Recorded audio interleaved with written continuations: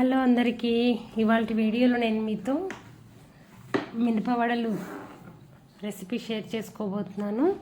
So ఈ recipe అయితే అద్భుతంగా కుదిరింది, తప్పకుండా ట్రై చేయండి. మామూలుగా అయితే మనం మినప్పిండి డైరెక్ట్గా వడలు వేసేస్తాము. సో అలా కాకుండా చిన్న టిప్ యూస్ చేసినట్టయితే వడలు అనేవి టేస్టీగా సాంబార్తో తిన్నట్టయితే అద్భుతంగా ఉంటుంది. సో ఈ స్టైల్లో ఒకసారి వడలు చూద్దాం ఎలా చేయాలో.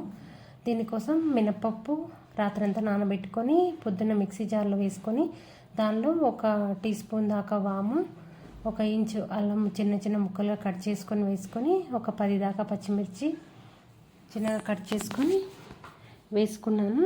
సో పచ్చిమిర్చి చాలా సప్పగా ఉన్నాయి కాబట్టి ఎక్కువ పచ్చిమిర్చి వేసాను, లేదంటే కారంగా ఉన్నట్టయితే 1-2 వేసినా సరిపోతుంది.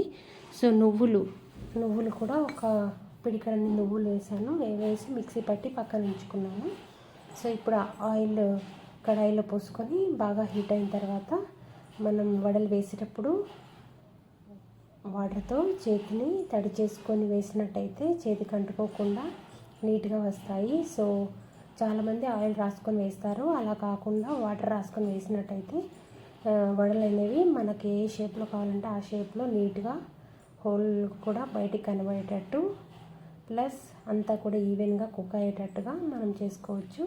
సో ఈ విధంగా వీడియోలో చూపించిన విధంగా తగంటించుకొని పిండి పెట్టుకొని సో ఈ విధంగా మధ్యలో హోల్ చేసుకొని తీసుకొని ఆయిల్లో వేసుకోవడమే.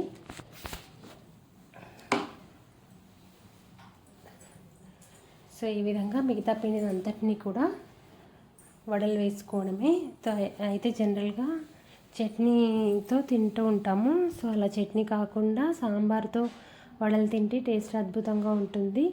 సో అన్నీ యాడ్ చేసాం కాబట్టి మనము చట్నీ చేయాల్సిన అవసరం లేదు, ఇప్పుడు డైరెక్ట్గా వడలు వేసుకోవచ్చు. ప్లస్ ఇవన్నీ కూడా మనం కట్ చేసి వేసుకుంటే అన్నీ కూడా బయటికి కనిపిస్తాయి. సో పాప తినదని చెప్పేసి నేను ఈ విధంగా అన్నీ మిక్సీ పట్టేసి వేసేసాను. సో మనం సోడా యాడ్ చేయాల్సిన అవసరం లేదు, కాకపోతే మినప్పప్పు మనం మిక్సీ పట్టేటప్పుడు వాటర్ అస్సలు 1 డ్రాప్ కూడా వాటర్ యాడ్ చేయకుండా మినప్పప్పు మరీ సాఫ్ట్గా కాకుండా కాస్త కచ్చపచ్చగా ఉండేటట్టుగా మిక్సీ పట్టుకొని తడంటించుకొని చేసినట్టయితే వడలు అనేవి మంచి షేప్లో చాలా టేస్టీగా పైన క్రిస్పీగా లోపల సాఫ్ట్గా వస్తాయి.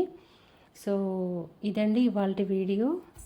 సో సాంబార్ కూడా మనం కాస్త బెల్లము జీలకర్ర మెంతం పొడి యాడ్ చేసుకొని దీని కాంబినేషన్లో తీసుకున్నట్టయితే టేస్ట్ అయితే అద్భుతంగా ఉంటుంది. మొత్తం వడలు అయితే రెడీ అయిపోయాయి. సో వడలు మనం ఫ్రై చేసుకునేటప్పుడు ఫ్లేమ్ అయితే ఖచ్చితంగా మీడియం ఫ్లేమ్లో ఉంచుకొని ఫ్రై చేసినట్టయితే లోపల పిండి అంతా కూడా ఈవెన్గా కుక్ అవుతుంది. సో ఇది ఇవాళ వీడియో, తప్పకుండా ట్రై చేయండి. నచ్చినట్టయితే లైక్ చేయండి, షేర్ చేయండి, సబ్స్క్రైబ్ చేసుకోండి మన ఛానల్ని. అదేవిధంగా బెల్ ఐకాన్ని క్లిక్ చేయండి, నోటిఫికేషన్ వస్తుంది నేను వీడియో అప్లోడ్ చేసినప్పుడు. థ్యాంక్ యూ అండి, థ్యాంక్స్ ఫర్ వాచింగ్. సాంబార్తో అయితే టేస్ట్ అద్భుతంగా ఉంది, మీరు కూడా ట్రై చేయండి. బాయ్.